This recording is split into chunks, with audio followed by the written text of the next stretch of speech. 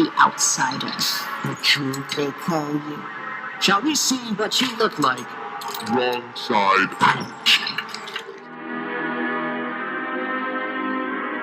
Hey guys, welcome back to Geek Space. Today we're going to be taking a deep dive into the prototype, or experiment 1006, from Poppy Playtime. This is the first episode of my new All You Need to Know series. If you enjoy it, please let me know. But for now, let's get right into it. We have a lot to discuss.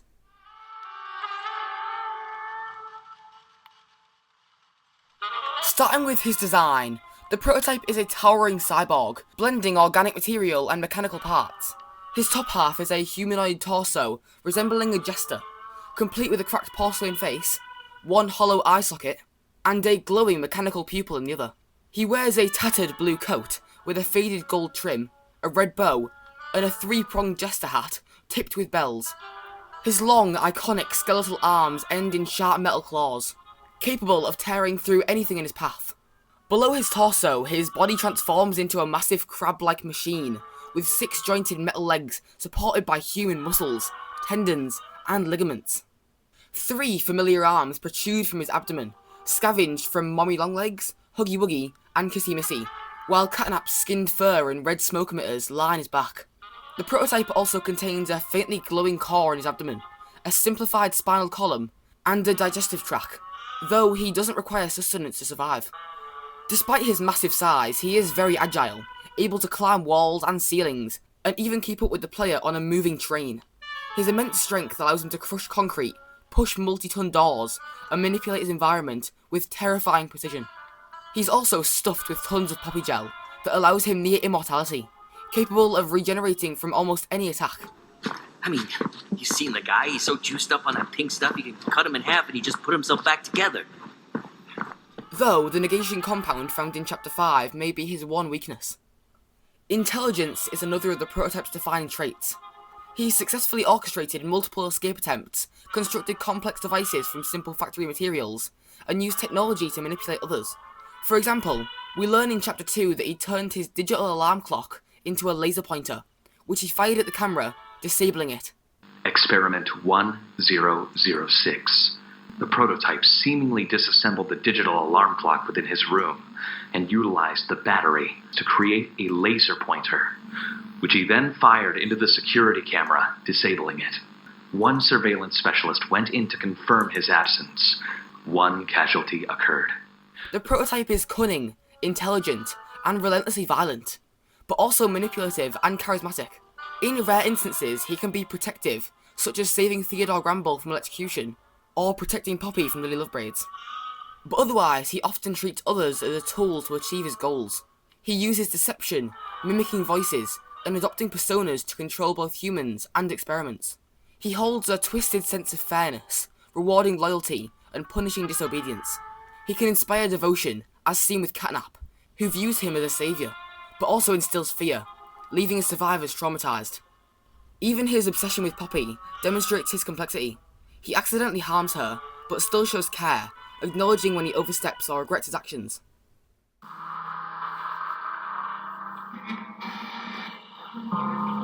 In Chapter 1, A Tight Squeeze, the prototype doesn't appear physically, but he is mentioned. He's the subject of a VHS tape. One of his claw marks can be seen in the power room, and his experiment number, 1006, appears on the death screens, signalling that he is already a looming threat. In Chapter 2, Fly in a Web, the prototype makes his first physical move, by retrieving Mommy Longlegs' severed torso after her death in the grinder, dragging it under a half-closed door, demonstrating his strength and control from the shadows. Mommy is also terrified of the prototype, being more afraid of him than her own death. It'll make me fun of him!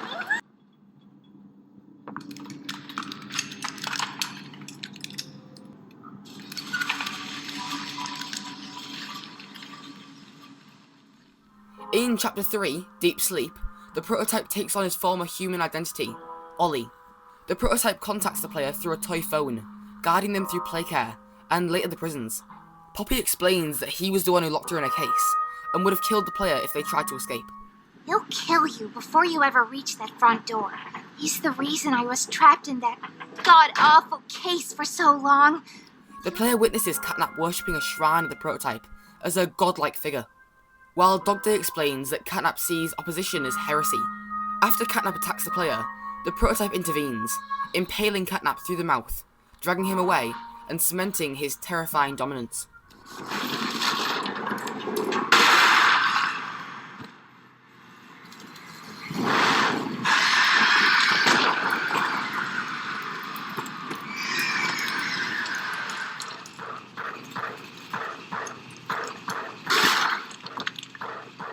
In Chapter 4, Safe Haven, the prototype's presence is even more direct. Only his silhouette appears, but he manipulates the player using Ollie's voice, causing the player to sabotage Safe Haven's generator. This blows up, killing everyone in Safe Haven, all the innocent children, which drives Zoe into madness. Later, Ollie reveals his true identity to Poppy and the player, and then drops explosives beneath the player and Kissy Missy, separating them and injuring Kissy, demonstrating his tactical cunningness front and centre. This entire time, you've lied to me! Only because you've kept missing the point. I've taken the liberty of retrieving those explosives from the Foundation. Thanks for collecting them. And by the way, It's time to come home. Poppy. And in Chapter 5, Broken Things, the prototype actively hunts the player, killing an Automal along the way, and forcing Chum Chompkins to assist him. At Lily's dollhouse, he reveals his full design for the first time.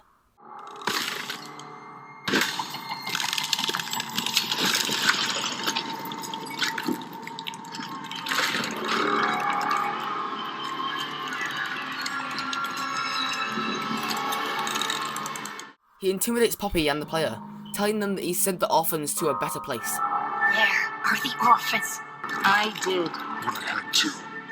They're A better place now. Near the end of the encounter, he grabs Poppy and accidentally smashes her face, leaving her completely destroyed. You're hurting me! Don't be afraid. I can fix you. Poppy? Can make better. Later, he stabs Huggy and Kissy, pursues the player aboard a tram, and survives multiple lethal attacks, demonstrating his healing powers, agility, and immense strength.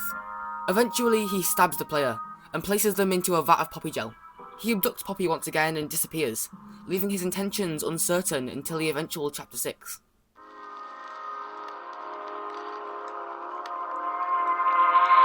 Now, let's talk about the prototype's lore, and it gets dark. The child who became the prototype was Oliver, known as Ollie. Assaulted in his youth and later adopted by Elliot Ludwig, he was promised a better place and converted into Experiment 1006. Seen as a prime example of the Bigger Bodies initiative, Ollie embraced his identity as the prototype. However, he realised his resurrection wasn't even for him, but intended to pave the way for Poppy Ludwig's resurrection. I don't pretend to know how you're feeling, but This was always about her. what do you mean? It was never about me. Never about my better place. It was for her. She's all you talk about. Ollie's gone and I'm a test run. The prototype. In 1989, the prototype escaped imprisonment, recruiting Theodore Gramble to his cause. Theo's inexperience with the Green Hand led to third-degree burns throughout his entire body, but the prototype saved him, sacrificing his own freedom in the process. This demonstrated early glimpses of his protective side. Harley Sawyer later took interest in studying the prototype, noting his intelligence, adaptability, and manipulative tendencies.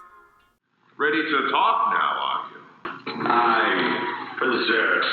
A question. Go ahead. Do you feel anything? You stick us. Beat us. Tear at flesh. Do you feel it? By 1995, the prototype orchestrated the Hour of Joy, a large-scale massacre, and jailbreak. During the Hour of Joy, the prototype meticulously coordinated attacks, ensuring all experiments acted at the same time at the weakest security period. He manipulated the other experiments, killing humans and consolidating control over the entire factory. He promised freedom to the experiments, but ultimately decided to keep them within the factory to avoid outside interference. After the Hour, he continued experiments, creating wrong-side Automals, and even Lily Lovebrace herself. He punished disobedient toys, and manipulated key figures such as Poppy, Lily, and others, and maintained strict control over the factory, solidifying his terrifying dominance. Even years later, he continued to pursue experiments on remaining toys, including Giblet, Doughy, Poppy and Tuggy, demonstrating that his influence remains long after the initial rebellion. His calculative brilliance, healing capabilities, and mastery of organic and mechanical systems makes him the most formidable experiment ever created.